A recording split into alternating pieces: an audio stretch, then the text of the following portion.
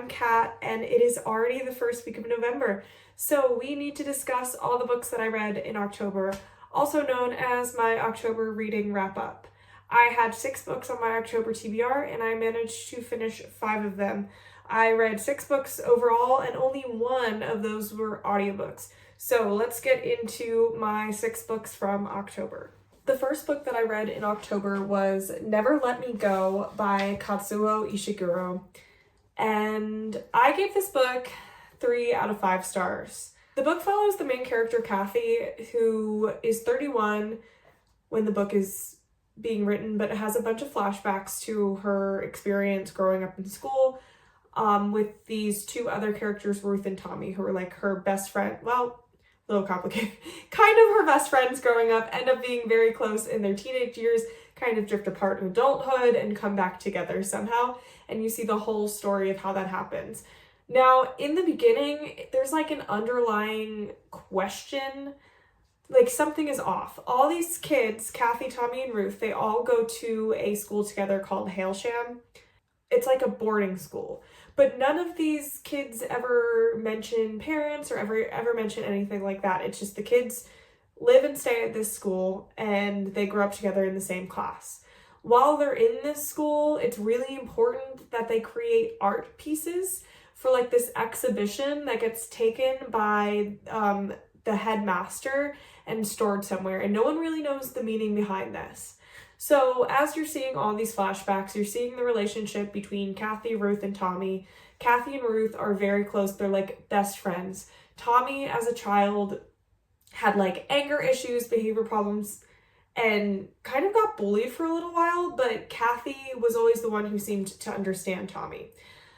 Flash forward a little bit, and in their teenage years, when they leave Hailsham, they go to this midway house. I almost called it a halfway house. That's not what it is. It's like a shared home of what would be college students, but they're not really college students.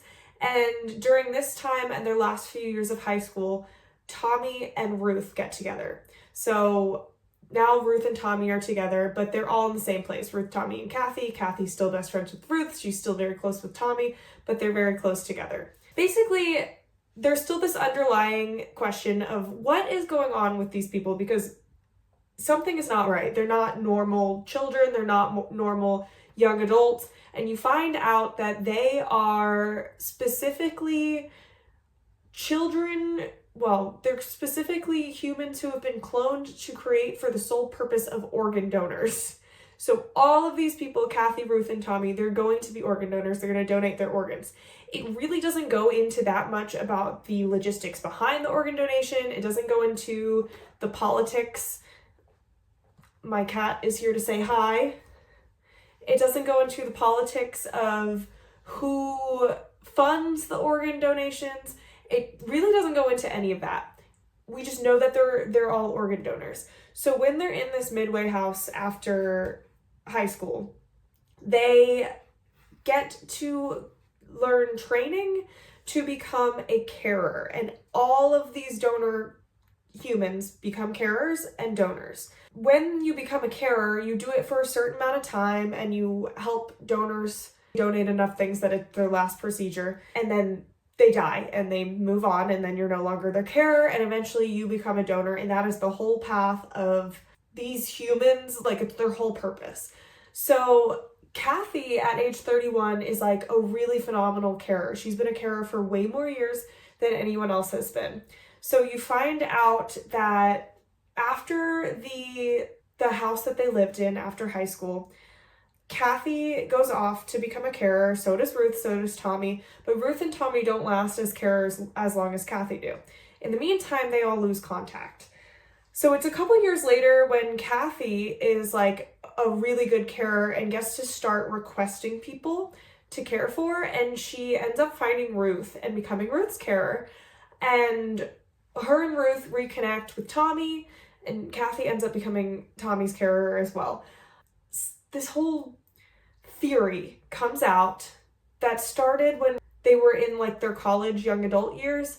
This whole theory that the reason when they were kids that headmaster was collecting artwork is because they're saving the collection of the artwork to prove that these donor humans have souls.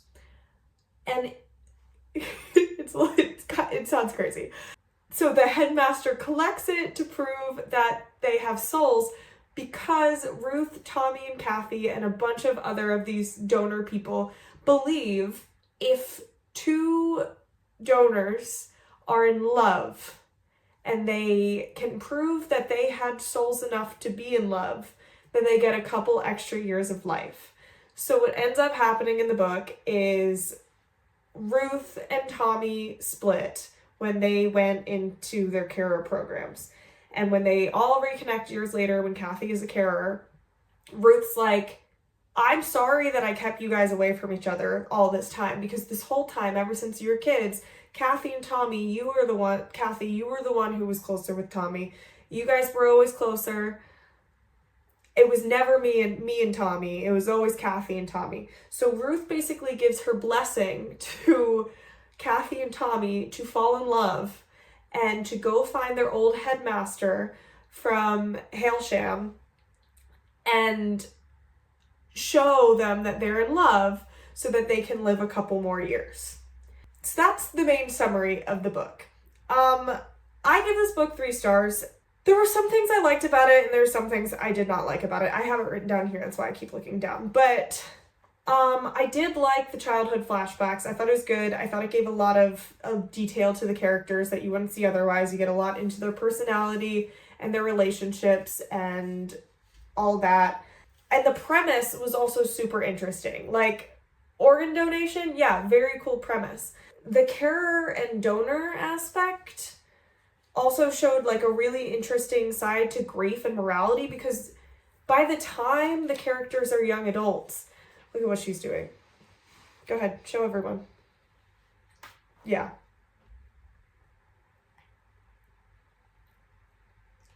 Okay, we're not eating my book. By the time the characters are young adults, they know they're going to die soon. They know they're going to go through this organ donation process and they're going to die soon. And then also, the carers are spending their entire adulthood caring for these people who are in the same place that they're going to be inevitably. Like, no matter what, they're going to go through the same program. So it is a really cool concept of morality and grief and something to be explored there. However, I thought it was a little slow. And I thought that the big mystery of organ donation, like the big reveal, it really wasn't that big of a reveal to me. It was like, obviously something was up, and it wasn't a huge reveal to me. I don't know, I think that was supposed to be the big wabam. It just did not wabam for me. The whole idea that they would get to extend their life by just a few years by being in love and proving through their childhood artwork that they had souls just seemed very unrealistic to me. I know it's sci-fi and dystopian and it's not realistic, but I don't know. It just was like, really? That's what we're building up to? We're building up to Kathy and Tommy reuniting so that they can go to their headmaster and prove that they're in love and have souls from childhood. I'm not going to spoil whether that works or not. I'm just saying that part of the book, I was like, I don't know. I just didn't think it was very realistic. So I gave it 3 out of 5 stars. I thought it was fine. I did not love it. It took me a little while to get into. It took me a little while to read. A lot of people love it, so maybe check it out and try it for yourself. But for me, it just was not my favorite book of all time. So my next book that I read in October was Butcher and Blackbird by Brynne Weaver. And boy, did I not know what I was getting into when I read this book. I knew it was a romance. I don't know if I knew that it was a dark romance, if that's even what it would be considered. I don't know. I've not read anything like it before. I did not think it was horrible. I didn't think it was horrible. So I don't think it deserves 2 stars. But I did not love it or really like it, so I don't think it deserves 3 stars either. So maybe like a 2.5, 2.75, but boy, did I not know what I was getting myself into. So let me tell you about Butcher and Blackbird. This is, by the way, the first book in a series. No idea what the rest of it is about because I'm not going to be reading it, but it's about these two characters, Sloane and Rowan, and they're both serial killers. And they end up meeting because Rowan finds Sloane when she's killing someone that he wanted to kill. It's kind of like Dexter vibes, where they're killing people with a purpose. So they're not just killing willy-nilly. They search people out and they kill people because they're bad people. And so Sloane and Rowan, they meet because of these murders. And Rowan proposes this game to Sloane where once a year they meet up and they have to find their target, and the first one to kill that target wins. During these years of this happening, naturally, there's a flirtation, there's love, and they fall in love, and this game turns into this. It goes from, oh, I'm gonna beat you and I want to beat you, to why don't we be partners at this? Yeah, so that's really the whole plot. The whole plot of the book is that they meet up and they kill people. Well, they have a target and they're trying to kill him first. And then once they get close, it's like, okay, they kill people together. But there's like a side plot where Rowan owns a restaurant. And then also just in the background, there's just a whole lot of smut happening. Editing cat here. The whole reason that I mentioned that Rowan owns a restaurant and smut is because I wanted to talk about this diabolical scene that happens where there's a full smut scene on a table in this restaurant that Rowan owns after hours, but on top of the table where people eat. And it's also in the dining room of the restaurant where it's completely glass windows showing to the street on the outside. So there's a crazy smut scene because the smut in this book is nuts. And it's literally just on display for the entire town to see because the windows in the restaurant are glass and they're doing it on a dining table in the restaurant. That's why I brought that up. I have some positives and negatives to this book as well. Some positives. I think the author and the editors and the marketing team knew exactly what they were doing when they made this book. I think it fits this missing section of romance and smut that is specifically spooky smut romance market. However, I don't think spooky smut romance market is for me. So I do get it. I think it definitely will fill some people's itches of wanting something that's like, ooh, serial killers, but love. It's just not for me. Now, some of my negatives is, unlike Dexter, like I said, it was kind of like Dexter, where they're going after these people. Unlike Dexter, where Dexter like covers his tracks really well and almost gets caught here and there, if you've ever seen Dexter, in this book, somehow they just like be murdering people, and it's present day society. They're never suspected. Even when during one of the murders, there was someone else there who was kidnapped, so they saw them, and also Sloane got injured during it, but they don't even take Sloane to the hospital or like wait for the police to come for the kidnapped person who watches them and sees them there when her kidnapper gets murdered. So it's like kind of unrealistic, because wouldn't police, especially after that occasion, be looking for these two suspects? And maybe at this point they're not even suspects, because for all the kidnapped lady knew in this murder is that they were kidnapped too and injured, because Sloane does get injured. But it's just like that whole part is just missing. Like the whole fact that probably the police are after them is just not even in the book. And maybe I would get that if it took place in like a different time period, like either way long ago or like a future, but it's present day and they just never get suspected for murder ever. And there's like a lot of murder in the book. So that was something. My other negative, and this is really a me problem, is the smut was so intense. I have never read smut like this before. I don't love smut, but I don't hate smut. I can handle some smut. No, this smut was crazy. And I was on a flight. I was on a plane while I was reading this book, and I was like, I was in the middle seat, and I was like, if the person, my husband was in the other seat, so whatever.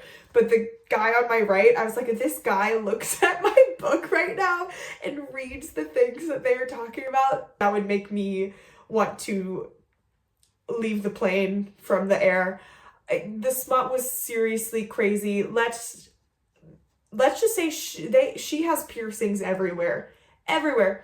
Piercings that I didn't even know existed, and I actually never even got to Google them because I was on a plane, so I forgot and I never Googled it, but there was definitely a piercing down there that I've never ever heard of.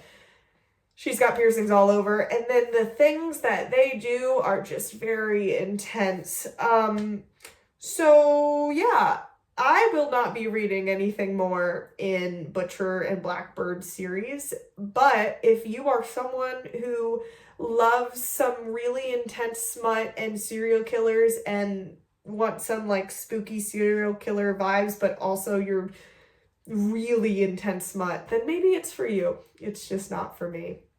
So that was, let's give it a 2.5 to 2.75 stars. I don't know. Our third book of the month was one that was not on my TBR for October, and it is a nonfiction book called Not That Bad, Dispatches from Culture by Roxane Gay. It is a nonfiction collection of essays on sexual assault, misogyny, and living as a woman. It's really good. Collection of short stories, essays. One is even like a graphic, I guess it's not a novel because it's just a few pages. It's like a graphic couple pages, like a comic strip style story also. It was really good. I would not recommend it if discussions of sexual violence is not your thing, because that is literally every story or essay in it, because that is quite literally the entire point of the book. But it's very insightful, super solid read. Some people recommend only reading like an essay from it or an excerpt from it here and there. I read it straight through. I didn't have any problems with that. It was a pretty fast read, but it's definitely important. Discusses sexual violence and how society puts on women that whatever happened to them may not have been that bad because there's worse. Once again, would not recommend if sexual violence is not your thing, do not read it. I gave it 4 stars. Definitely a really solid read. My fourth book of October is the second book of the Flowers in the Attic series, which I read the first one in September, called Petals on the Wind. So in this book, Kathy, Chris, and Carrie are back. So when we leave them in Flowers in the Attic, they had just escaped their grandmother's attic, and they got bus tickets just heading south. But in Petals on the Wind, you start off while they're on this bus, and the younger sister starts having a medical emergency. But luckily enough, on this bus, there is a non-speaking woman who stops them and writes to them basically that the person they live with, who she refers to as Dr. Sun, is a doctor, and they should get off the bus and they should go see the person that she lives with. Now, this is a little problematic because the nonverbal woman is a Black woman who they describe as huge and massive, and also the way that she writes her notes is like obviously showing that she's uneducated, because she refers to the doctor that she lives with as Dr. Sun and like can't write full sentences. Yes, that part's a little problematic, which is not that surprising to me considering the things that I've heard about the author of this book. But all that aside, moving on, Kathy, Carrie, and Chris follow this Black woman, her name is Henny, to the doctor's house. They arrive at the doctor's house. His name is Dr. Paul. Henny lives there with Dr. Paul and no one else, and they're in this big mansion because Dr. Paul's family he had a son and a wife, and they're dead. So he's all alone with just Henny. So Dr. Paul treats Kathy the best that he can, and he's like, I need to know what's going on if you want me to help you guys. So Carrie does tell him about the abuse that they had in the attic and the fact that their brother this is a spoiler. The fact that in book 1 their brother died due to arsenic poisoning, and that they all have had traces of arsenic in them. And basically Dr. Paul helps Kathy back to health and offers for Kathy, Carrie, and Chris to move into his house. They ultimately accept and become his adopted children, and he funds Chris's education to become a doctor. He funds schooling for Carrie, sends her off to this private girls' school because of being trapped in the attic for years. She's super small and like behind and everything, and funds Kathy's dance career, becomes a famous dancer. So the book follows the 3 of them from when they leave their grandmother's house, which I want to say Kathy was about 12, 13. So Chris was about 15 and Carrie was about 9, until Kathy is well into her adulthood, like mid to late 20s by the time the book ends.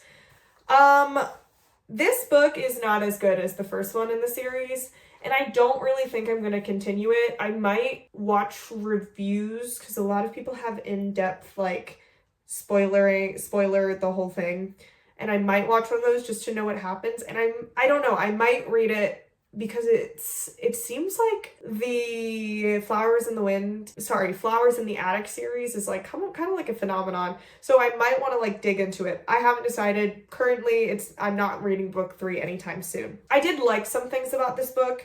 I liked that you got more insight to the future of the lives of the kids, because in book 1, you obviously get kind of attached to the fact that they live in this attic and all their trauma, and they finally escape. Woo! So book 2, you're like, okay, what happens now that they escape?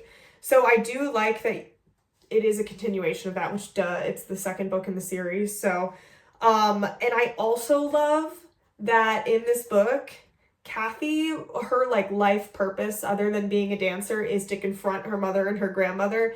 And this is like a whole plot in the book where she goes off the walls for this whole plan for how she's going to confront them. And we do get the confrontation in the end, and it is quite satisfying to me. So I'm really happy about that as well. However, there's a lot of things that I don't like about this book. In this book, it is not giving horror the way that the first book gave horror. The first book was obviously messed up, and I think that's the point. I don't think it's supposed to be ethically or morally right, because it's a horror book and these kids are trapped in the attic and all the trauma that comes along with that. But this book, it's not giving horror. It is not giving like, this is ethically wrong and morally wrong on purpose. It's giving a weird romanticization and sexualization of Kathy for the whole book. It's like really crazy, the romanticizing she has of really not okay relationships. Kathy comes on to Dr. Paul, who is her adopted father, many times. She's 15. In the beginning of the book, you're like, okay, they're gonna make it so that she has a good adult role model and Dr. Paul's not gonna give in to her seduction, which once again, she's 15, so she's a child. But that's not what happens. First, Dr. Paul's like, no, you're a child, this is wrong. And then, without that much denying it, he's suddenly like, actually, this is fine. And they end up having a whole relationship where they almost get married. And then she has this man that she dances with who is more around her age, but she ends up marrying him, and then that's a super abusive, toxic relationship. And he ends up dying, and then after he dies, I'm pretty sure she does marry Dr. Paul. So that's crazy. That's her literal adoptive father. Also, with the sexualization and weird romanticization of Kathy, Chris is the worst in this book. Chris, her brother, and this is why this is called the incest series, because in the first book, there was incest between Chris and Kathy. but they were like, it's never going to happen again. Well, Chris, the brother, is obsessed with her, and for years tries to come on to her, and she says, no, no, no, no, no, no, no. Always denies him, runs away while he tries to like pin her down. And he looks her in the face all the time and is like, I'll never love someone like I love you. You need to give in to me. And he gets upset when she marries the dancer who's around her age. And also when she marries Dr. Paul, which fair enough, that's a little crazy that your sister is with your adoptive father. But also you're trying to get with your sister for years. Again, this book ends when she's in her late 20s. And I'm pretty sure at that point they're living together. And you know what that means. So that was crazy, and it was bad. It was just bad. Kathy's also just whack. Kathy's insane, which I mean, I think that's valid. She was, you know, stuck in an attic and had to be mom to her little siblings who actually end up both dying. Spoiler. So yeah, she's just whack this whole book, and valid. But I just don't think this one was a horror. I think that V.C. Andrews wrote this as a romanticization of not okay sexual things, and also I think she meant for it to be a romance book. I don't think she meant for it to be a horror book. That's my hot take. I don't actually think that's that hot of a take. I think a lot of people agree with me, but that's a hot take coming from me who was all for book one, even though it also was a little bit wild. But I was like, well, it's a horror book. It's supposed to be wild. So those are my thoughts on Flowers in the Attic. I did give it 3 stars. Maybe that sounds like I gave it less, but I gave it 3 stars because I can't help it. I eat these books up. They're so dramatic. My 5th book of October was If We Were Villains by, who wrote that book? M.L. Rio. I really liked this book. I liked it a lot. There's a whole lot of characters, so bear with me. But basically, the book is about Oliver, who is in prison, and you're not really sure why in the beginning of the book, but it flashes back and tells all the stories of when he was in college at this very small school that specifically is a performance art school for Shakespeare. So it follows Oliver and his senior class of college, which consisted of 6 people. Oliver, the main character, Richard, James, Meredith, Pip, Alex, and Ren. So that's 7, my bad, not 6. However, one of them dies. It's Richard. You find that out a couple chapters into the book, and you're like, okay, that's probably why Oliver is in jail. But it goes through all of the drama that was happening up to Richard's death and how Richard was the bad guy. So you're like, wait, how in the world is Oliver in jail? And that's kind of like the whole purpose, is you're figuring out this story of how did Oliver end up in this situation? Because the whole entire book, it's like, it does not seem like Oliver did this at all. Like, Richard was a little whack. Richard starts like actually physically assaulting all of them during their Shakespeare performances and doing it mid-performance because they're so serious about theater, so serious. So he'll do it mid-performance so that none of them react. So James, who is Oliver's roommate, has bruises like all over his body because Richard keeps like in performance literally hurting him. And Meredith, Richard's girlfriend, also has bruises all over her body because of the same thing. And during a performance, Richard even like whacks Oliver on the head so bad. It's just really nuts. So he's doing all these bad things. So in the beginning, this buildup is like, oh my gosh, Richard's gonna kill someone. But why would Oliver be in jail for that? But then they find Richard after a Halloween party / performance, because again, this whole entire thing revolves around the theater.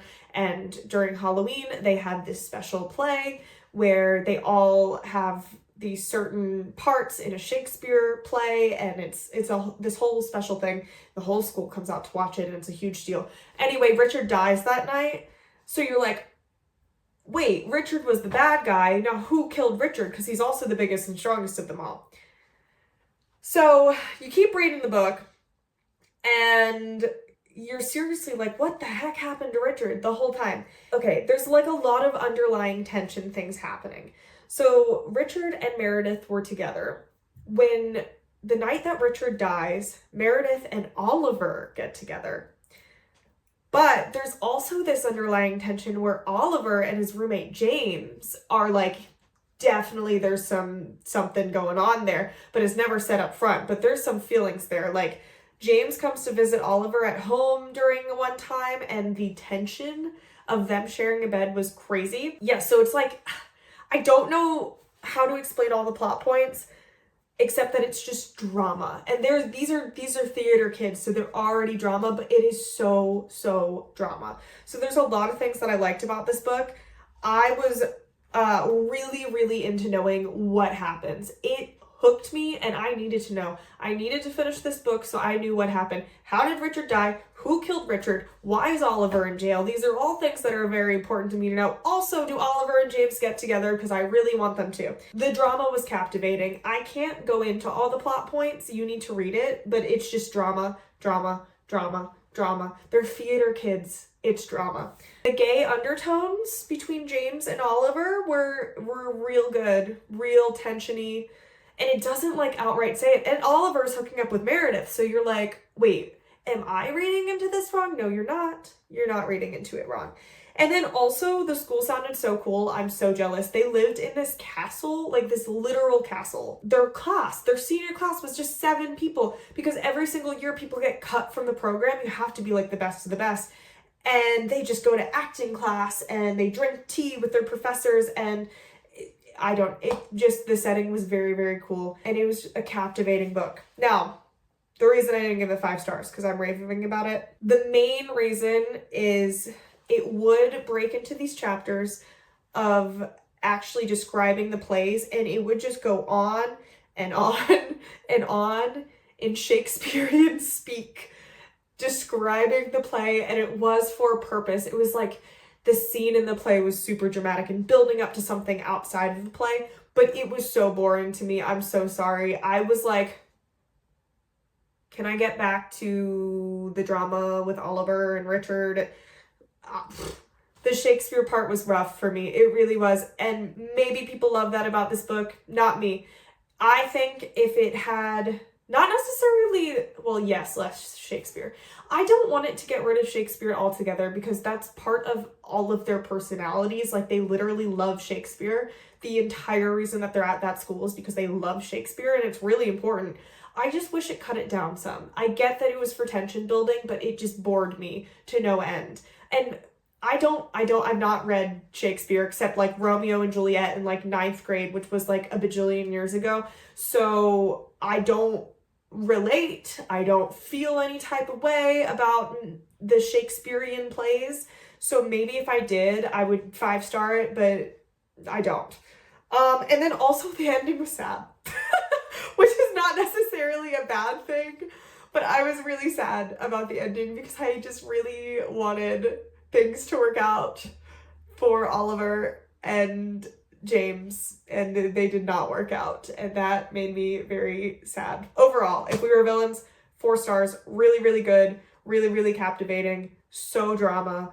You should read it. My 6th and final book of October is Juniper and Thorn by Ava Reed. This book took me legitimately pretty much the entire month to finish. I'm not saying it was bad. I'm just saying I was not drawn to it. And I actually took so long that my Libby loan expired and I had to re-download it. And I was like, oh no, it better put me back to the 9 hours into it that I was. And it did. So that was good. But basically, Juniper and Thorn is a fairy tale retelling. And I don't really know what book or what fairy tale it's a retelling of. It's like the Woodman and the Wolf or something. Let me look. Okay, so it says that Juniper and Thorn is a gothic horror retelling inspired by the juniper tree. Don't know it. And this book follows a family of witches and a wizard. There's 3 witches, Marlenchen, Rose, and Undine. and their wizard father, that they call Papa, and his name is like Shmi. Basically, Marlinchin is the main character, and she is the ugliest, most simple-minded of all the sisters, and that is said about 8,000 times in the book, so you will know that for sure. So Marlinchin, Undine, and Rose live with their father in this house, and he doesn't love how the city has changed and won't let them leave, and they have to perform witchcraft in order to get him money, essentially. And he was cursed by this other famous witch, and he's hungry all the time. So Marlinchin's job is to feed him, and her magic doesn't actually do anything. She just sees things. She is flesh divination. Rose is an herbalist, and she makes potions, and Undine, honestly, not a clue what she did, but it was cooler than Marlinchin, supposedly. So they are basically stuck under their wizard father's roof, and they don't love it there. And the two older sisters, Rose and Undine, would often get invited by the men who would come to see them and give their dad money to come to the ballet in town. And Rose and Undine would go to the ballet in town, and one day Marlinchin joins them. And when she's there, she sees the ballet, and she sees the main man, the leading man of the ballet. His name is Sebastian. She falls in love with him. She gets overwhelmed at the ballet and runs outside. And interestingly enough, when the ballet ends, he comes outside and sees her, and he starts throwing up, and she tries to help him, and that's like their first meeting. Flash forward a couple days, a couple weeks, whatever. He comes to see the witches because he needs a cure for throwing up all the time. And really, he just drinks a lot. But Marlinchin ends up seeing him, and when she touches his body, she sees that his life is not that good, and she says that she's gonna fix up one of Rose's herbalism's concoctions and give it to him, and it'll fix his problems. But really, he just drinks a lot, so he stops drinking and his problems are fixed. But this is more of just they fall in love at first sight thing. The dad wizard sees that Marlinchin is in love with this man and gets so angry that he puts a curse up that does not let the witches leave at all. So before they'd sneak out at night to go to the ballet, now they can't leave at all, because if they leave, they get turned into something, and if anyone comes, they get turned into something. So basically, the entire wizard's house is now closed from everyone. The only way to beat this spell is to have black sand. Well, the beach that's in town a few miles away is a black sand beach. Marlinchin gets in the shower one day, and from her hair comes off black sand. And she's like, I literally don't know how this is happening. I've not gone to the beach. I'm stuck here from this spell. But she collects all the black sand, and it allows her to leave to see Sebastian one more time. So she goes out with the goal of warning him that he can't come back, because if he does, he's going to turn into like a serpent or something. Honestly, I can't remember what he was supposed to turn into. So she does that. She comes back. Nothing bad happens. And then this man comes to the house and is like begging them to come do a house call for one of Marlinchin's old patients. And Marlinchin convinces the witch dad, or the wizard dad, to go because they literally have no money. And he's starving because he was cursed that he's always hungry. And she's like, you need to eat. So we need to go see this guy to cure him.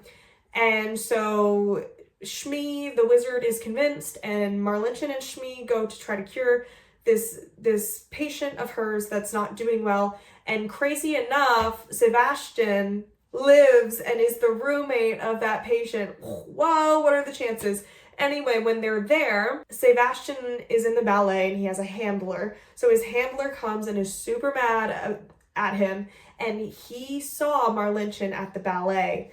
And he looks at Marlinchin and he goes, don't come to the ballet again. You're distracting Sebastian. And so Shmi is heated because how did his daughter get out? How did they get out when he cast that spell that they can't leave? So Shmi decides that the best thing to do now to punish the daughters is to host a contest that anyone can come and pay him money to stay 3 days at their house, and at the end of those 3 days, if they figure out how his daughter was able to break his spell and leave and go to the ballet, then they can choose any of the sisters to marry. And remember, Marlinchen is the ugly one. Undine and Rose are both beautiful and wonderful and whatnot.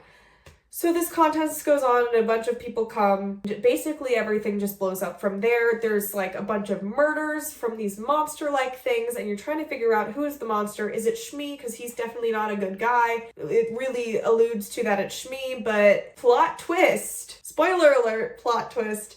It's actually Marlinchen has been killing people because Shmi gets his daughter Rose, the herbalist, to make this concoction that he makes Marlinchen drink, that turns her into a flying monster, and then she goes and kills people and brings back their hearts and livers for him to eat because he's so hungry and that's the only thing that satisfies him. But she has no idea because when she's under this potion, she does not recall anything. And she only finds out when she breaks into the 3rd floor where her mother used to live, but her mother died, and she had this mirror that tells truths, and when she looked in the mirror, she turned into this monster.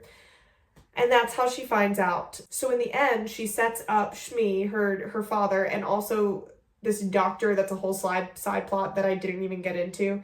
And she sets them up and gets them to be caught as the monsters that have been killing men around the city, and her father gets put into prison, and the doctor ends up getting killed, and Marlinchen gets to leave and be in love with Sebastian, and they live together in an apartment, and he leaves the ballet, and they live happily ever after. I don't have strong opinions on this book. That's what I wrote down. I just don't think I'm interested in it. I think maybe if that's something you're into, like fairy tale retellings, then maybe you'll like it. I just really didn't care. That's why it took me like a month to finish. If it wasn't an audiobook, I probably would not have finished it. So I'm glad that I audiobooked it because I'd listen to it when I was doing chores or running, but it's just not for me. I think I'm not really a fantasy girl, so it's hard when I read something that's so obviously a fantasy book because it's a fairy tale retelling.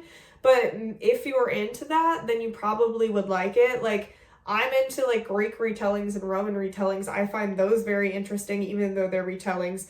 I just really didn't care. I didn't. Also, there was smut in this book, just fun fact. And it was interesting, that's for sure. There was like a moment of bestiality between one of the sisters. Again, I don't love it, don't hate it. I gave it 3 stars. I thought it was fine. I'm just not super interested in it, and I don't think I would read another fairy tale retelling unless someone like really convinced me that it's really good. Or maybe a fairy tale that I'm familiar with. I don't know. I don't know what my issue is. I just didn't love it. Okay, so those were all 6 of the books that I read. And that means that I missed 1 book on my October TBR, and that book is Witchcraft for Wayward Girls by Grady Hendrix. I have started this book.